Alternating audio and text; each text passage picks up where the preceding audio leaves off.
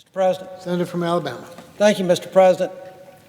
Mr. President, I rise today in support of my distinguished colleague, Senator Duckworth, and her resolution to honor our veterans, military service members, and their families. Senator Duckworth knows more than anyone in this chamber about what it means to serve and to sacrifice. And I'm honored to serve alongside someone who has given so much to our country. And I might add, she got her training in Alabama, down in Dothan, down in Fort Rucker, where we have the training for all Army helicopter pilots. So thank you for that, and I hope you enjoyed your time. And we're going to get you back. Senator Duckworth is just but one representative here of her many brothers and sisters in uniform and who have worn the uniform throughout.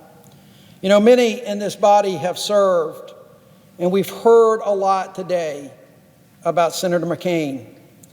I think few stand out as military veterans more than our late colleague, John McCain, the Vietnam veteran war hero, someone who I served with but never, unfortunately, had the chance to meet.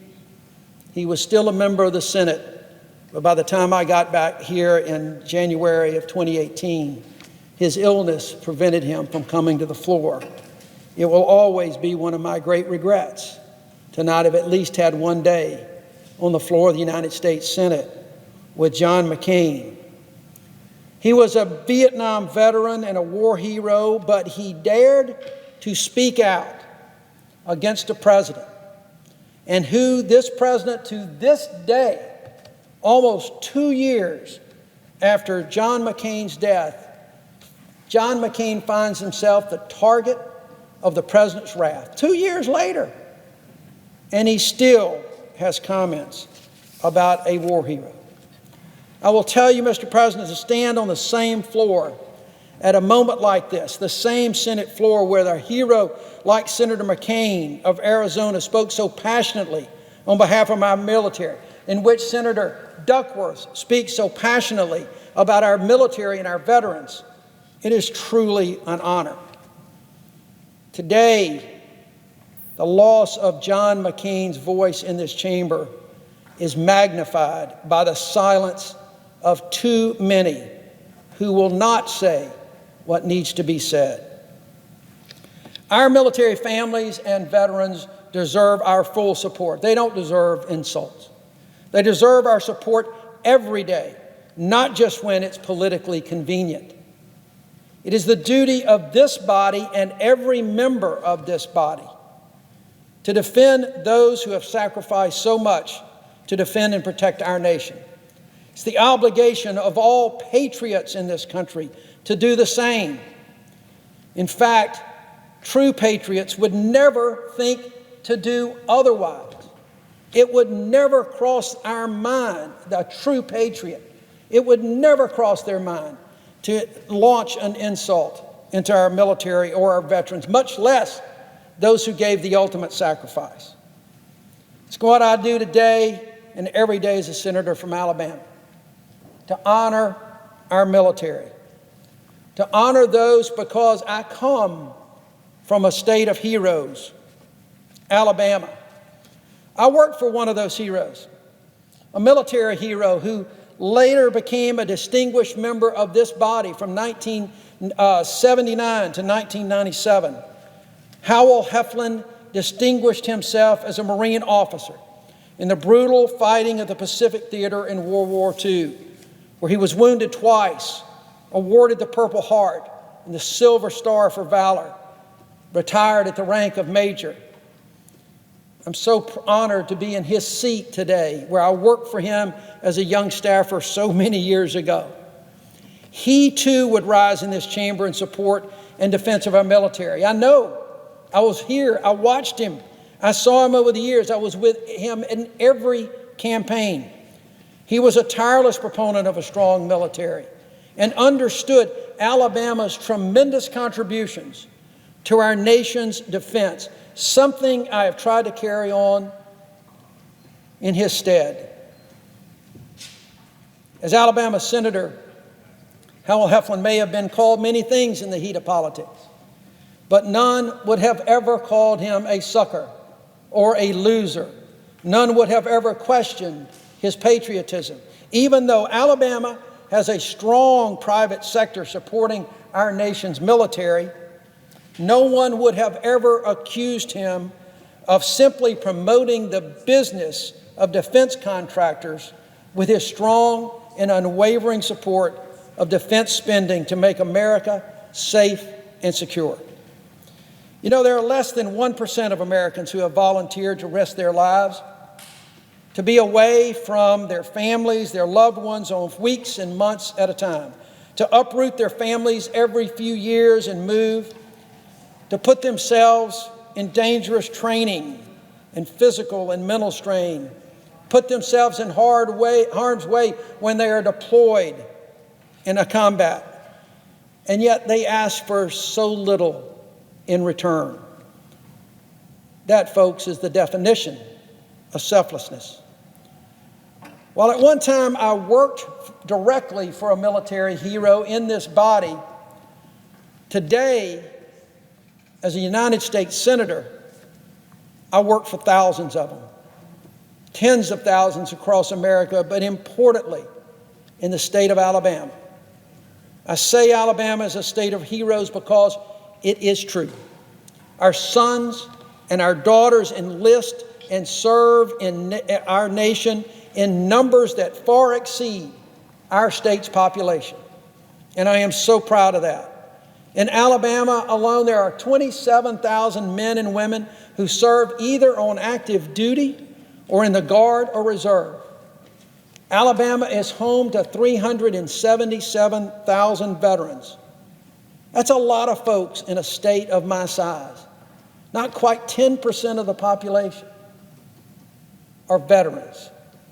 The point here is that families in Alabama know what it means to see a loved one raise their hand and stand ready to make the ultimate sacrifice for their country. I've stood witness and nominated our best and our brightest to military academies. In the 2 years that I've been here, we've been able to get over 40 of Alabama's best and brightest high school students into our military academies. 40!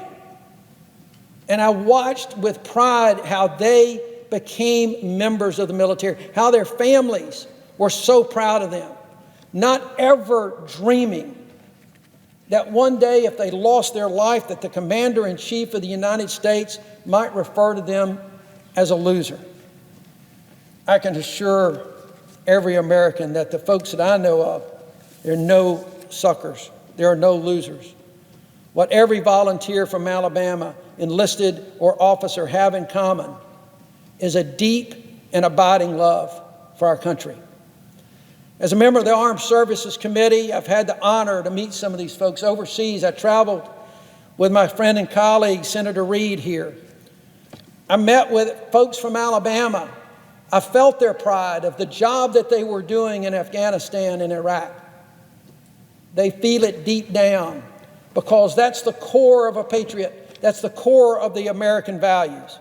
We owe each of them not just our gratitude, but our commitment to serve them as they are serving or have served us.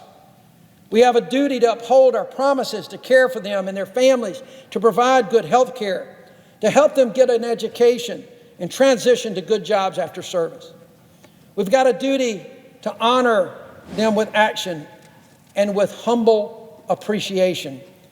And we should have the decency and sense of patriotism to not denigrate their service, especially if you have avoided making such a sacrifice yourself. Over the past 2 years, I was fortunate to know a little bit better what it really means to serve and to sacrifice while I was working on the elimination of the military widow's tax. I got to know people like Kathy Milford from Mobile, Alabama, and so many others whose late spouses had served honorably.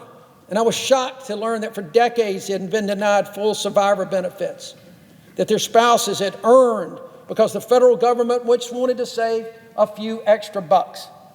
That our country could allow such an injustice to occur for nearly 4 decades is unconscionable, but we set out to change it. Kathy used to talk about it. She came up here every year, and she would say that every time she would argue for the elimination of the tax, it was like digging her husband up from the grave.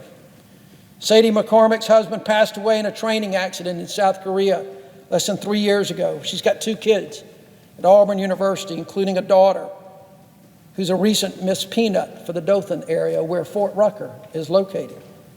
Sadie's a Gold Star wife who became a strong advocate on the military widow's tax issue. She had to go back to work teaching school to pay the bills because of that widow's tax. Lois Thompson of Dothan is a widow of Army CW4 Richard Thompson, who retired after 35 years and 1 day of service. He retired in 1991 and died on March 18, 2013, suffering from ALS for more than 6 years. He served 2 tours of duty where he waded into streams contaminated with Agent Orange.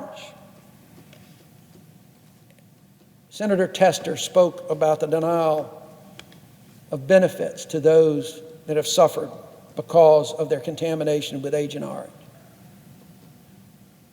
Ms. Thompson's 85 years old, and she was the caretaker during his extended illness. She said, "You know, my husband served 2 tours in Vietnam, waiting in streams of Agent Orange.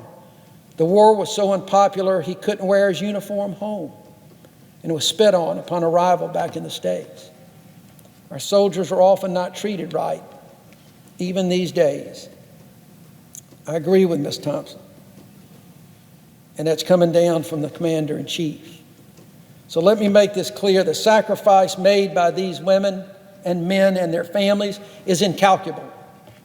And for far too many years, we have failed to do our duty and keep the promise to those heroes. And so I am so glad that with a bipartisan effort in this body and in the House, bipartisan, bicameral, we were able to correct that in last year's defense budget.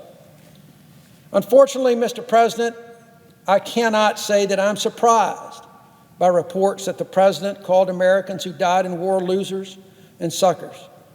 It seems to be just the latest in a series of comments he has made that demonstrates a lack of respect for those who serve.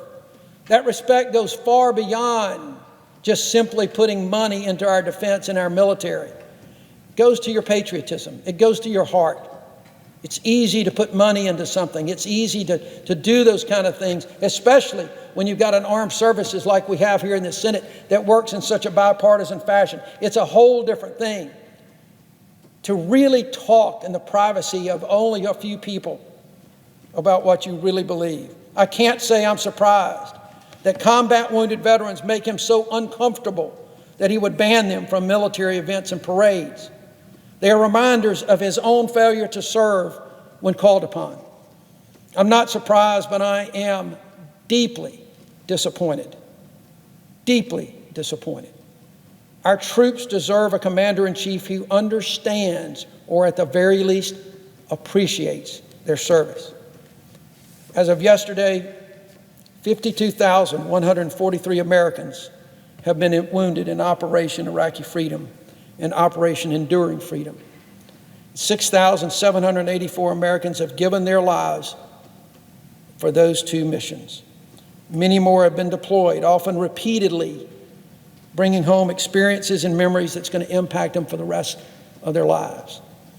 And their dedicated families have served alongside them throughout every bit, every step of the way. Few among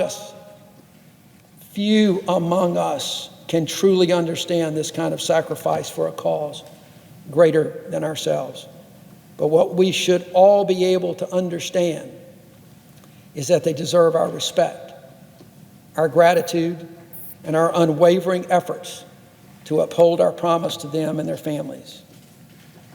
So as I conclude, I stand here today and think about those sacrifices, the pain that John McCain lived with, the pain that Tammy Duckworth lived with, the honor with which he and she and Howell Heflin served, and all of those who have served and sacrificed over the years, all those families, and all those who serve today.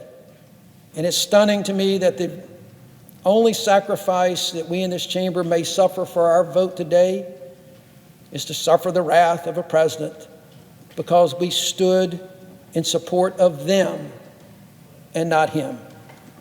After all they have done, say what needs to be said. We have to support them and not fear a baseless tweet from the president. A baseless tweet is just simply not too high a price to pay for doing what is right by our military and our military families. Thank you, Mr. President. I yield the floor.